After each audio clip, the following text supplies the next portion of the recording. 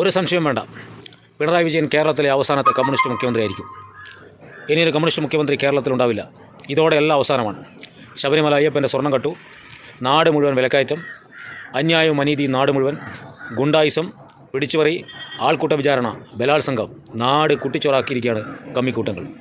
അതുകൊണ്ട് ഇതേ അവസ്ഥ ഇത് തുടരാൻ കേരളത്തിലെ ജനങ്ങൾ തയ്യാറല്ല.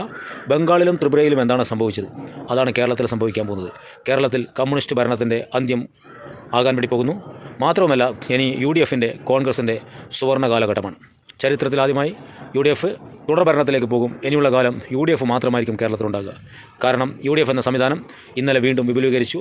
PV അൻവർ എന്ന മലബാറിൻ്റെ ഏറ്റവും ശക്തനായ നേതാവ്, ആദിവാസികൾക്കിടയിൽ വലിയ സ്വാധീനമുള്ള CK ജാനു, പിന്നെ വിഷ്ണുപുരം അങ്ങനെയില്ല എന്നൊക്കെ പറയുന്നുണ്ടെങ്കിലും വിഷ്ണുപുരം ചന്ദ്രശേഖരനും വൈകാതെ തന്നെ UDFലെത്തും. ഇതുകൂടാതെ വേറെയും ചില ഘടകകക്ഷികൾ UDFലെത്തുമെന്നാണ് പ്രതീക്ഷിക്കുന്നത്.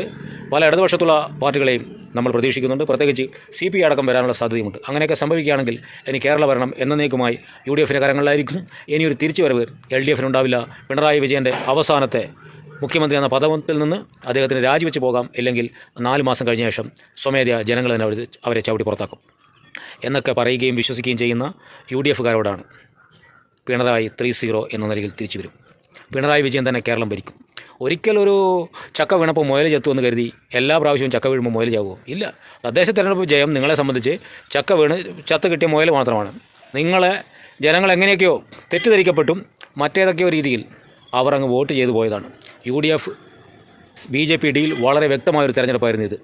ഇലക്ഷന് മുമ്പേ കോൺഗ്രസ്സുകാരാണ് കോഴിക്കോട് കലാപം ഉണ്ടാക്കിയത്.